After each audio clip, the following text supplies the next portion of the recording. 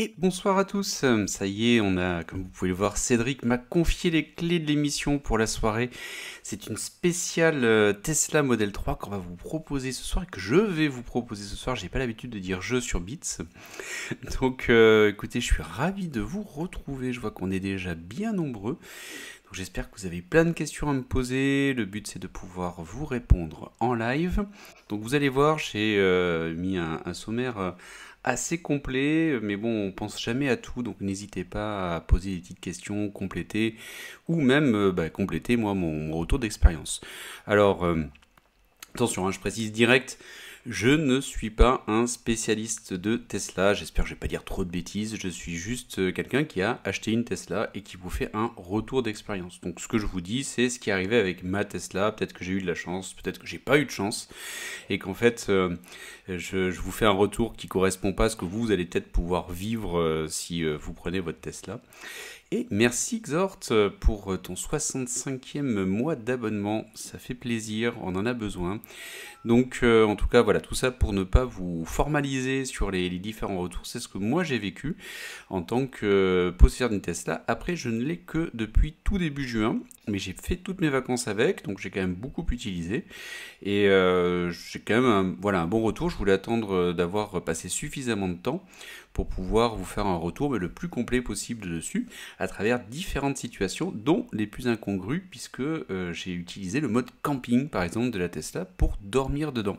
Et l'Autofik, écoute, ça fait plaisir de te voir aussi. Ah, il y a Scalen qui a le bon de commande à valider ou pas. Bah écoute, on va voir ça ensemble, mais bon, c'est quand même globalement positif. Allez, bah écoutez, on est parti, on lance ça et on démarre avec la première partie qui est une petite présentation en fait de la Tesla, donc ça c'est au cas où, et c'est quelques photos que j'avais fait lorsque je suis allé faire le test de la voiture avec les voitures de test, donc qui étaient des Tesla Model 3. Alors pourquoi la Tesla Model 3 hein? C'est parce que c'est la moins chère tout simplement, et il y a peu encore, c'était celle qui permettait d'avoir le bonus écologique au max, puisqu'il y avait 1000 euros de plus de bonus écologique. Donc je suis allé en concession, j'ai fait la demande pour pouvoir faire un test qui m'a bien convaincu, et j'ai pris un modèle qui est le modèle, l'entrée de gamme, qui est le Standard Plus, qui m'est revenu avec le bonus écologique dans les 37K par là. Donc c'est super intéressant. Et effectivement, je l'ai acheté en rouge, mais regardez, elle est également magnifique en bleu. Alors déjà, quel modèle de Tesla? Mais déjà, pour moi, ça dépend vraiment de l'utilisation que vous voulez en faire. Moi, le principal point, c'était il fallait que j'arrive à remplacer mon véhicule principal. Donc qui dit véhicule principal dit que je dois avoir un modèle qui a quand même de l'autonomie et partir en vacances avec. Donc vous avez une super application qui fait tout le calcul pour vous, qui est Better Route Planner, qui est vraiment super bien fait. Et moi j'ai utilisé ça et j'ai regardé un petit peu sur internet avant d'avoir le navigateur intégré de la Tesla pour voir où étaient les points de recharge, et lorsque je pars en vacances, est-ce que j'ai des points de recharge qui me permettront de pouvoir recharger ma Tesla. Et spoiler alerte, oui c'est bon, j'ai bien pu tout vérifier, à chaque fois j'ai trouvé une borne de recharge. Donc le point en fait c'était de se dire, est-ce que j'ai besoin d'une grande autonomie ou d'une Standard Plus, sachant que je ne souhaitais pas investir au-delà et donc je n'aurais pas pris une grande autonomie. Donc est-ce que la Standard Plus suffit? Elle est annoncée à 448 km WLTP. Dans les faits, c'est pas ça, parce que ça va dépendre bien sûr de l'utilisation que vous en faites. Moi, j'ai jamais atteint 448 avec un plein, si on peut l'appeler comme ça, évidemment. Mais c'est quand même largement suffisant pour moi. 225 km/h en vitesse maximale, c'est trop. Et 5,6 secondes pour le 0 à 100, c'est énorme aussi. Donc, hop, tiens, je vous mets la photo de ma voiture sur celle-là. Ah, je suis pas dans le bon sens, mais c'est pas grave.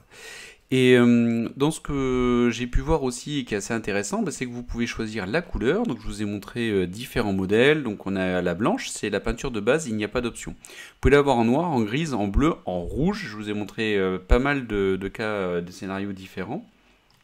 Et par contre, c'est une option à 1190 euros.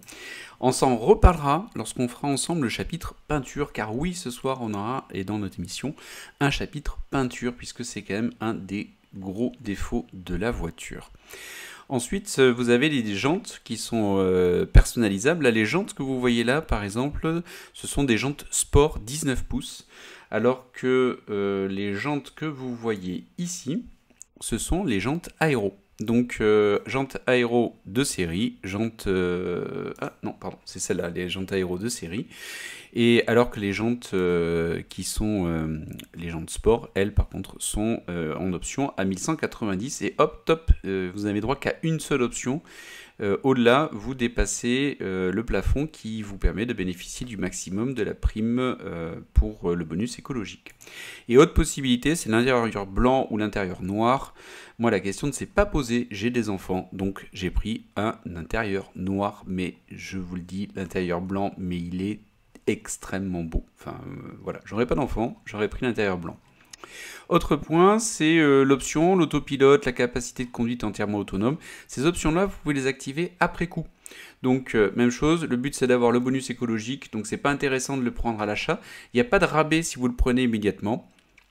Donc, pour le coup, je ne l'ai pas pris. Après, l'autopilote amélioré, c'est juste pour avoir une navigation d'autopilote. Moi, je trouve qu'elle est déjà pas mal, celle que l'on a, mais ça permet de faire le changement de voie automatique, là où ça ne le fait pas actuellement, le parking automatique, la sortie automatique. 3800 € pour ça. C'est un peu cher quand même, donc j'attends vraiment que ça fasse ses preuves. Et l'autre, c'est la capacité de conduite entièrement autonome. Mais soyons clairs, en Europe, en tout cas, la législation ne le permet pas suffisamment. On serait aux États-Unis, l'option qui est quand même à 7500 € supplémentaires est quand même très chère. Aux États-Unis, elle peut avoir du sens. En Europe, actuellement, elle n'a pas de sens parce que vous devez toujours garder les mains sur le volant et vous n'avez pas la possibilité d'avoir la voiture qui se déplace comme elle peut le faire au niveau des États-Unis. Donc moi, je ne vous le recommande pas. Donc voilà pour le choix. Comme vous pouvez le voir, c'est extrêmement court. Il y a vraiment très très peu d'options possibles. Et ça, c'est vraiment génial. Ça veut dire que vous n'allez pas passer 10 ans à essayer de faire toute la configuration et comprendre en fait quelle option je vais prendre. Est-ce que ça, je veux ça? Est-ce que je veux tel intérieur, telle couleur ou autre? Non, il n'y a pas le choix. C'est intérieur blanc ou noir. Et puis quelques couleurs sur la carrosserie, les jantes et c'est fini. Donc voilà, vraiment pour moi, ça vaut pas le coup d'aller s'embêter, aller chercher autre chose. Et ils ont bien compris, le client vient, on fait pas la commande au Tesla Store, on peut, mais c'est pas le but. On fait la commande directement sur Internet, c'est hyper simple et tout se passe très très bien. Et vraiment, voilà, c'est vraiment facilité. Voilà, prenez comptant, crédit ou LLD. Donc pour le coup, n'hésitez pas à regarder en fonction de ce que vous préférez. Allez, on passe au chapitre suivant avec la conduite, forcément. Donc la conduite, elle est hyper agréable. Donc vraiment, vraiment voilà, je peux que le recommander. C'est dur de vous le décrire parce que forcément, moi je venais de thermique, j'avais jamais utilisé de boîte auto à part lors de voyage. Donc là, on passe sur vraiment un intérieur ultra épuré avec la possibilité de conduire avec le freinage qui est automatique puisqu'on a la régénération qui se fait et donc vous n'utilisez plus les freins. C'est complètement fou en fait. J'ai vu sur des forums des personnes qui ont fait 80 000 bornes avec leur voiture électrique sans changer les plaquettes de frein. Enfin, ça fait vraiment, c'est vraiment hyper surprenant. Et donc là, pas de problème, les freins en fait on s'en sert quasiment jamais. À quel moment est-ce que je me sers les freins? Mais je m'en sers quand j'arrive à un rond-point et que j'ai quelqu'un qui déboule en fait. Donc là effectivement j'avais anticipé mon freinage avec la régénération puisqu'automatiquement elle freine dès que vous relâchez l'accélérateur jusqu'à s'arrêter et elle reprend en fait cette énergie là qu'elle réinjecte dans la batterie. Et si vous arrivez à un rond-point, donc vous anticipez, vous voyez qu'il arrive au rond-point, vous relâchez un petit peu l'accélérateur en laissant un petit peu appuyer, ce qui fait que vous avez de la régénération. Et ensuite vous enchaînez sur le point, vous réaccélérez, c'est bon. Si quelqu'un arrive, là vous pilez et là effectivement vous utilisez les freins. Donc je sais pas, lors de mes déplacements, ça doit m'arriver 1 ou 2 fois d'utiliser la pédale de frein sur tout un trajet. Enfin, c'est hyper surprenant et c'est vraiment super intéressant. Je vois qu'il y a quelques questions qui arrivent, je vais reprendre dessus. Ah, je vois que vous posez des questions, hop, je vous donne rapidement les titres. Donc on va voir ensemble la conduite, on va voir ensemble la navigation, on va voir ensemble l'autopilote, les trajets pour les vacances, j'en ai parlé déjà un petit peu, le forfait premium à 9,99 € par mois, est-ce que c'est utile ou pas? Le son, Regarder un film dans cette Tesla, ça fait quoi? La recharge, donc à domicile et en extérieur, ça va répondre comme ça à Axort. On a également la partie nettoyage très rapide, les équipements que je conseille et ceux que j'ai achetés qui étaient inutiles, dommage pour moi, la capacité de chargement plus les barres de toit, la peinture parce que c'est quand même un vrai sujet, et le dernier point qui est un peu plus fun sur dormir dans sa Tesla en utilisant le mode camping. Donc comme vous voyez, on a quand même un sacré programme. Je vais essayer de tenir dans l'heure pour essayer de ne pas faire trop long non plus. Ensuite, au niveau de la conduite, ce qui est assez intéressant, c'est tout ce qui est caméra. Et vous avez en permanence des caméras un petit peu partout. Donc là, vous voyez, là c'est la caméra arrière, la caméra à gauche, la caméra à droite, et bien sûr, vous avez la possibilité de voir devant. Vous avez tout qui est enregistré en permanence sur une clé USB qui est située dans la boîte à gants, qui peut être sécurisée par un code hyper pratique et assez sécurisant quand même. Bon, faut la forcer, la boîte à gants, hein, si on a un voleur qui rentre dans la voiture. Et on en reparlera sur la partie peinture, mais j'ai quelqu'un par exemple sur une place de parking qui m'a shooté une portière, et ben j'ai pu retrouver la voiture, la plaque d'immatriculation. Bon, je suis pas allé porter plainte, mais ça aurait été plus grave, mais j'avais tout. Et j'ai pu retrouver tout mon enregistrement grâce au mode Sentinelle qui enregistre en permanence lorsque je lui ai demandé de pouvoir mettre enregistrer sur la clé USB les vidéos de tout ce qui se passe dès qu'il détecte des mouvements autour de la voiture. Et je vois que Flo le Geek nous a rejoint, bienvenue à toi. Donc dans les autres points, on me demande la question intérieure, les plastiques ne font pas trop nul, bas de gamme. Alors sur l'intérieur, franchement c'est vrai que c'est pas... Alors vraiment les plastiques je les trouve bien, ça me choque pas. Après je suis pas habitué aux voitures haut de gamme, hein, qu'on soit clair. Donc je suis sûrement très sympa sur le sujet. Mais moi en tout cas je les trouve bien. La seule chose que je trouve dommage, là je vous l'affiche ici, c'est le choix d'avoir mis une imitation bois, ou c'est peut-être du bois en contreplaqué, je ne sais pas, sur tout le tableau de bord et les retours portières. Je trouve ça moche. Voilà. Mais c'est les goûts et les couleurs, hein, franchement. Après c'est de bonne qualité, ça bouge pas, ça s'abîme pas, ça se raye pas. Donc voilà, c'est ce que vous voyez entre le volant là et l'écran central, et c'est cette partie là qui est en bois qui fait tout le long, qui est une grande bande. Donc à part ça, le reste franchement j'ai pas de soucis, et le volant est hyper confort. Par exemple c'est pas du plastique, c'est du cuir, les sièges sont très confort aussi, vraiment rien à dire dessus. Si je reviens sur les autres points, je vous ai parlé du freinage régénératif qui est vraiment au top, et c'est assez silencieux. Alors c'est assez silencieux, ça veut dire qu'on entend quand même, on entend le bruit des roues sur l'asphalte, hein, ça clairement. Et ensuite on a la possibilité d'avoir, dès qu'on accélère en fait, on a la possibilité d'avoir le son un petit peu de l'accélération, mais qui n'est pas un son évidemment thermique, mais qui est plutôt un son d'un moteur électrique qui vient s'entraîner. Donc il faut savoir que c'est une traction arrière, donc le moteur est à l'arrière, et quand vous démarrez un petit peu rapidement et que vous demandez d'envoyer un peu la patate, la voiture démarre et elle va vite, et on entend un bruit d'accélération. Je vous cache pas que c'est pas du tout gênant, et au contraire, parce que ça fait enfin une interaction un peu avec sa voiture.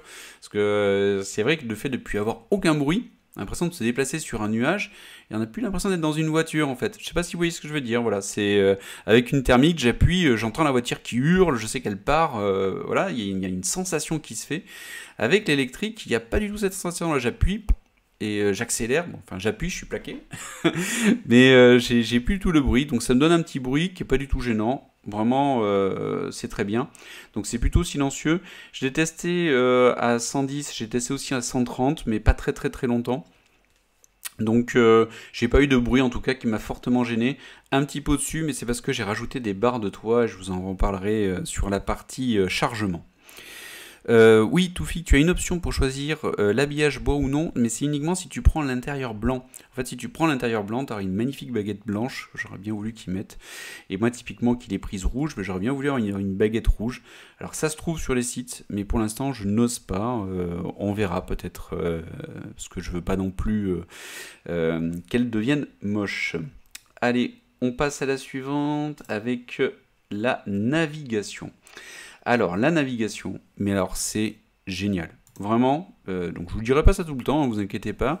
Il y a des points qui vont pas, donc je vous le dis quand ça va pas. Mais au niveau de la navigation, franchement, c'est le rêve.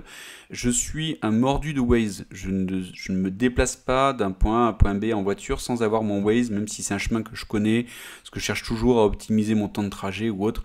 Enfin, voilà, je suis un fan de Waze, j'utilise tout le temps Waze, et vous le verrez dans les accessoires, j'ai acheté un support pour mettre mon téléphone pour pouvoir avoir Waze. Et je ne me sers jamais de Waze. Jamais. Donc mon téléphone est tout le temps posé là où on peut le recharger. Parce qu'on a Google Maps qui est ultra bien intégré. L'écran est hyper réactif. Donc vraiment c'est vraiment hyper bien. Enfin, c'est comme si j'avais un iPad.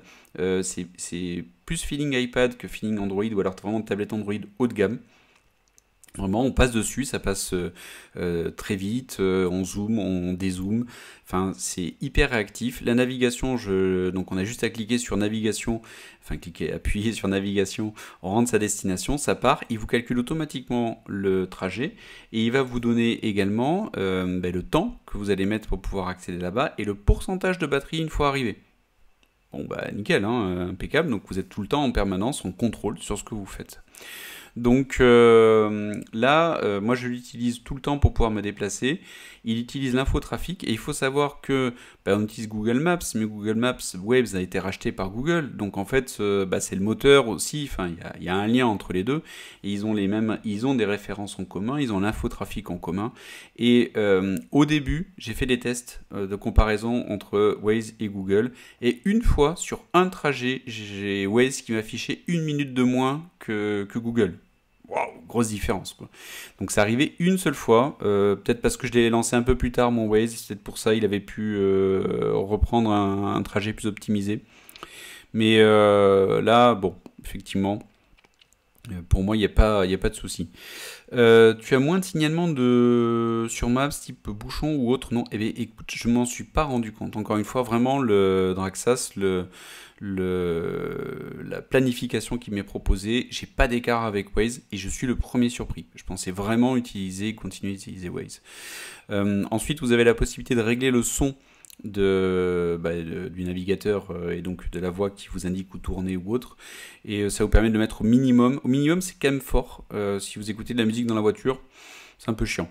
Mais comme toujours, on en parlera un petit peu après, mais vous avez plein de mises à jour qui sortent régulièrement. Et on n'est pas à l'abri que dans une mise à jour, on va pouvoir baisser un petit peu plus le son. Allez, je passe à l'autopilote. Donc c'est quoi l'autopilote? Alors attention, hein, qu'on soit bien clair. On ne lui dit pas navigation va là, je lâche le volant, et puis c'est parti, je suis parti à ma destination. Malheureusement, pas encore, ça arrive, mais pas avant plusieurs années. Donc l'autopilote, dans quel cas est-ce que je m'en sers? Donc il y a deux fonctions. Il y a une première fonction en fait, donc c'est ce que vous voyez juste à droite du volant, vous avez un petit taquet sur lequel vous venez cliquer vers le bas une fois. Quand vous faites une fois, il s'adapte automatiquement à la vitesse à laquelle vous êtes ou la vitesse du panneau pour vous donner une vitesse max parce qu'il voit les panneaux. Il les voit mal, mais il les voit. Et donc là, il va vous amener en permanence la vitesse qui est demandée. Ça, vous allez me dire que c'est classique, c'est un régulateur de vitesse. Rien d'extraordinaire. Oui, mais si une voiture devant vous qui commence à freiner et à réduire sa vitesse et se rapprocher de vous, il va automatiquement adapter la vitesse et vous faire diminuer en termes de vitesse et pour garder la distance de sécurité. Là, c'est sympa. Franchement, donc ça, c'est top. Donc moi, vraiment, je n'utilisais que le limitateur de vitesse parce que j'aime pas me soucier des problèmes des panneaux de signalisation ou autre. Donc je sais que je suis en ville chez 50 ou 30 et je suis en extérieur de ville, 80, je mets mon limitateur. Malheureusement en France, c'est souvent pas aussi simple que ça. Mais c'était comme ça que je fonctionnais avant d'avoir la Tesla. Là, je roule assez souvent au limitateur de vitesse et qui est en fait un régulateur adaptatif de vitesse et qui me permet comme ça d'avoir la voiture qui avance toute seule. Gros point noir, et je vous le dis de suite, c'est les ronds-points. Donc la voiture, elle gère hyper mal les ronds-points. Pourquoi? Elle a été entraînée en Californie et aux États-Unis et il n'y a pas de rond-point. Donc c'est hyper dur pour la voiture pour gérer les ronds-points. Donc quand je suis comme ça en régulateur adaptatif, quand j'arrive à un rond-point, la voiture se met à freiner, puis je tourne le volant, donc elle revoit que c'est libre devant, elle se remet à accélérer. Je retourne, elle revoit un obstacle, donc elle se remet à freiner, je retourne le volant pour dire que je vais en face, elle réaccélère. Bon, autant vous dire que dans la voiture, on est comme ça, quoi. Donc, et ceux derrière, ils se demandent ce que je fais. Donc vraiment, voilà, c'est pas très très bien fait là-dessus. Donc dans quel cas je m'en sers? Dès que vous avez une belle ligne droite ou avec des virages ou autre, avec peu de ronds-points, et que vous sortez en gros quand même de la ville hein, principalement, eh bien, vous pouvez le mettre et vous vous retrouvez avec un régulateur qui est vraiment top. Lorsque je vais venir mettre l'autopilote, eh bien, et merci Sébastien pour tes 51 mois de sub. Ben là, je vais avoir la possibilité de mettre l'autopilote. Donc, je fais clac clac, hop, et je suis en autopilote. Donc là, c'est ce que vous voyez en fait sur la petite image ici, les deux lignes bleues. Donc, il voit les lignes. Et il va vous demander, par contre, parce qu'encore une fois, la législation européenne, d'avoir tout le temps les mains sur le volant. Et comment est-ce qu'il sait que vous avez les mains sur le volant? C'est parce que quand il va tourner le volant tout seul, il va sentir une résistance. Et comme il sent une résistance, il sait qu'il y a une main sur le volant. Il y en a qui vendent des dispositifs qui permettent d'être accrochés au volant. Enfin, franchement, faut pas jouer avec ça parce que moi, je me suis fait peur. Et il faut quand même garder au moins une main sur le volant. Ce qui est chiant, par contre, c'est que quand on est en ligne droite, mais il tourne pas. Alors, il tourne de temps en temps un petit peu le volant, mais très très peu. Parce qu'il y a des moments où il voit que la route bouge un petit peu. Alors je sais pas si c'est moi qui le vois pas et lui qui voit mieux que moi, mais bon, en tout cas, il y a des moments où il bouge un petit peu alors que la route est plutôt droite. Et là, à ce moment-là, au bout d'un moment, il va vous dire je mettez vos mains sur le volant. Et donc j'ai les mains. Il dit de tourner légèrement le volant. Donc je tourne légèrement.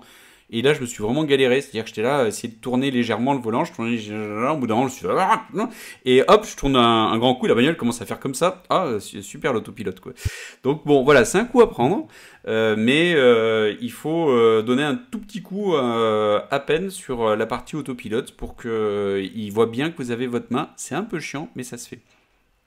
Après, ça prend nickel, ça tourne nickel, ça fait vraiment bizarre au début d'avoir son volant qui tourne tout seul, mais ça prend très bien. Mais une fois, je me suis fait une route de nuit avec du brouillard, en rentrant vraiment beaucoup de brouillard, hein. Ce qui fait qu'il me marquait qu'il y avait des caméras qui ne fonctionnaient pas, parce que je devais avoir de la buée, de l'eau ou ce que vous voulez devant la caméra. Mais il me permettait d'avoir l'autopilote. Donc il a aussi des radars. Il n'a pas que les caméras. Par contre, les prochains modèles pourraient n'avoir que des caméras sans radar. C'est ce qu'avait annoncé Elon Musk.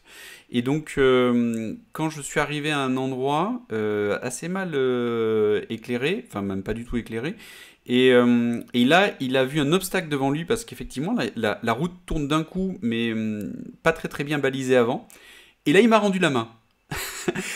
Et je suis à 80 km/h en pleine lancée, en autopilote, la main sur le volant, en train d'avancer dans le noir.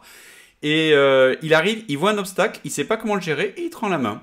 Et bah tu te débrouilles. Et là, vous mettez un petit truc sur le volant en fait pour lui faire croire que vous le tenez pas, bah c'est bon, vous vous plantez quoi. Donc franchement, faites vraiment gaffe. C'est un autopilote, ok, mais c'est pas parfait.